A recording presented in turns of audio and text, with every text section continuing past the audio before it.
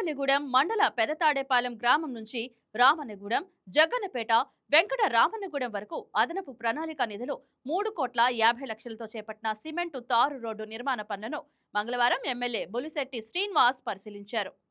ఈ సందర్భంగా ఆయన మాట్లాడుతూ గ్రామాలను పట్టణానికి అనుసంధానించే ఈ రహదారులు అభివృద్ధికి దోహదపడతాయని తెలిపారు.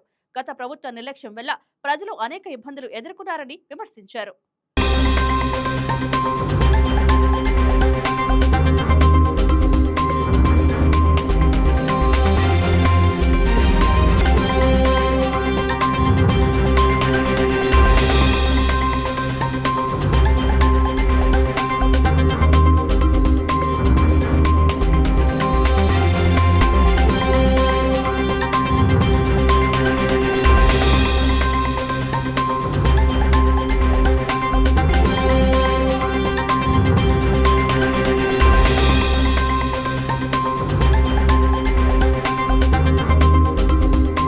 ఈ వీడియో మీకు నచ్చినట్లయితే లైక్ చేయండి, షేర్ చేయండి, మా ఛానల్ కి సబ్స్క్రైబ్ చేయండి.